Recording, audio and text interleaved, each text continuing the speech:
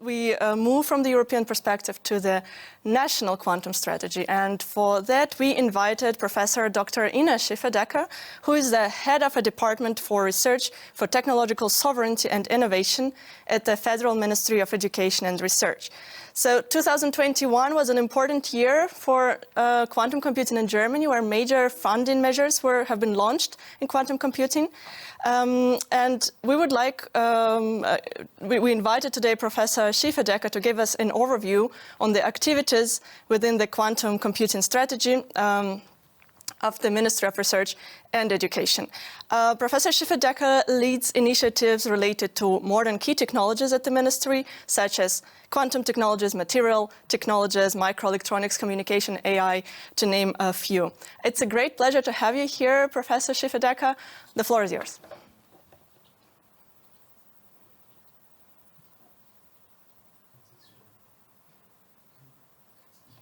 Okay, thank you very much. Thank you for the kind invitation. It's really a pleasure to be here.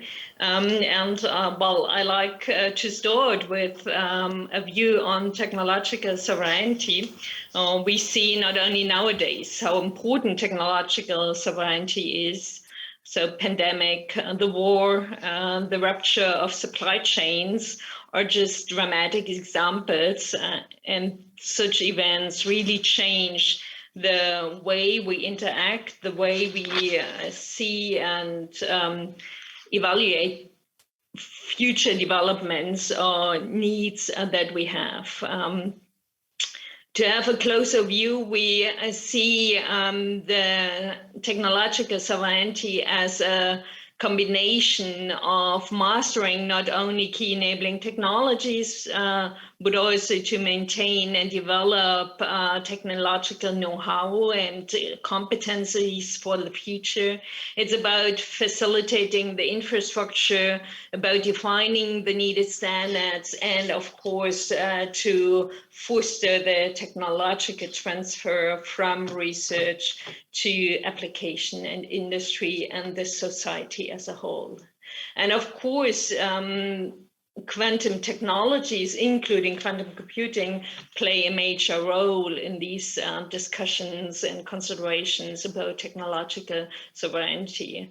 And in recent days, the German Commission of Experts for Research and Innovation stresses once again the role of key technologies for the matter of technological sovereignty. And the message is really clear. Once more, it says that key technologies will play central role in future value chains. And by that, we are very proud and happy that we invested before into quantum technologies and quantum computing. And I will go through these things a little. So we do have one slide is missing. We do have the government program on quantum technologies, which has been launched in 2018, where 650 million euro have been provided for project funding and institutional funding. It is a governmental program which is coordinated by BMBF. I see I do have the wrong slides. I'm very sorry for that. It is not the ones I wanted to show. Now I'm a little in a problem.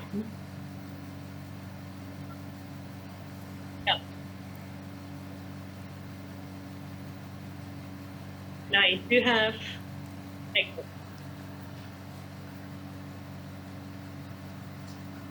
Well, if I proceed with my talk without the slides, and I hand over the slides later. So I started with a quantum technologies program. It was launched 2018, and then 650 million euros have been invested to stimulate application-oriented research of quantum technologies in Germany.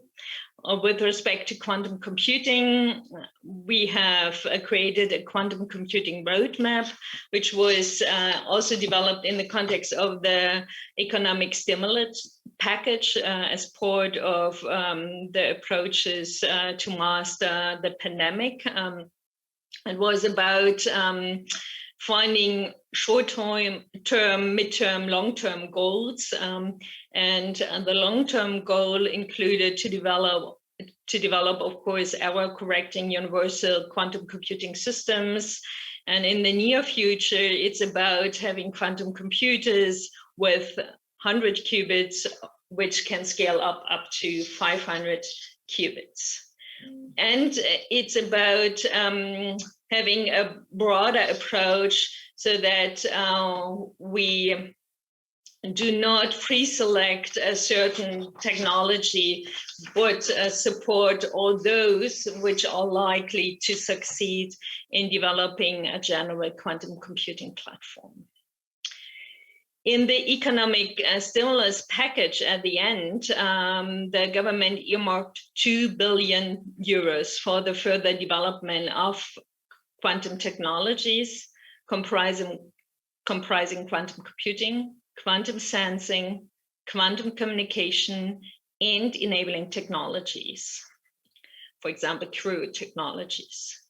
And with regard to quantum computing, the budget allows us to strengthen the ecosystem significantly and to extend our support and research in the field of quantum computing for hard and software at the same time. So, and I'm really proud to illustrate our approach in the following minutes.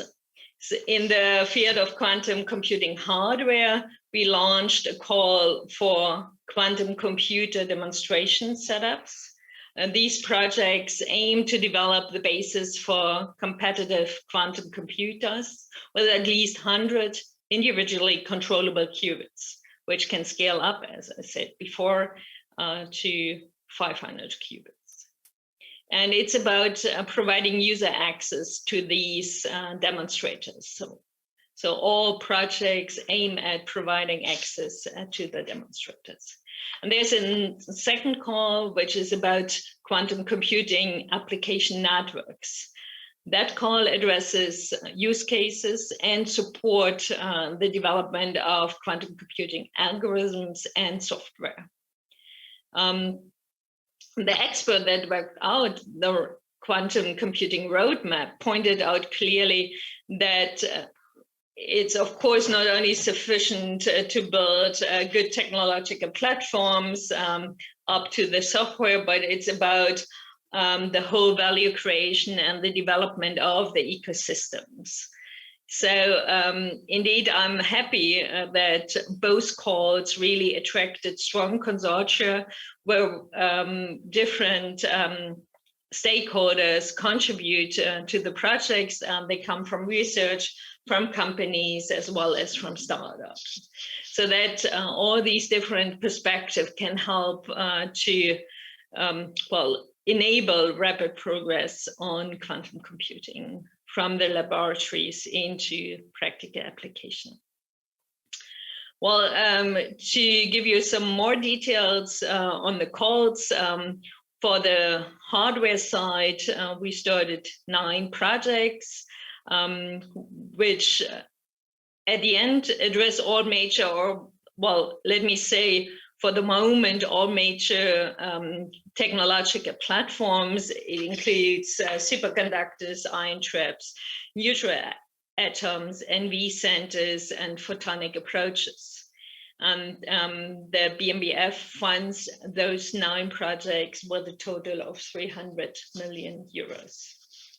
And there we also have strong industrial partners, for example, with companies like Infineon, Global Foundries, Toptica, or AQM. And the consortia are really spread over all Germany. We have systems being set up in Freiburg, Hamburg, Hanover, Jülich, Leipzig, Munich, and Stuttgart. In Munich alone, we found 3 very strong, impressive consortia. And at quite a few locations, our projects are embedded in regional initiatives, such as the Munich Quantum Valley or the Quantum Valley Lower Saxony. And if we turn to our recent software activities, there's our call on quantum computing application networks. In this context, we fund another 9 projects with 35 partners for about 31 million. Also, this figure is smaller than the budget for the hardware project. The projects are just as important. Of course, require a little less financial support. It's only with a good understanding of use cases for quantum computing and for the overall potentials and solutions that quantum computers can bring with the well-designed algorithms, software stacks, and applications put in place, the quantum computers can leverage their potential. So the projects focus on optimization issues. They work with large-scale databases. It's about resource allocation, for example, in production planning for supply chain management, or for the acceleration of database management, for example, for query optimization. In these projects, we have companies like BASF, BMW, E.ON, Infineon, Merck, SAP, Siemens, Volkswagen, which work together with strong research partners at universities and non-university research organizations.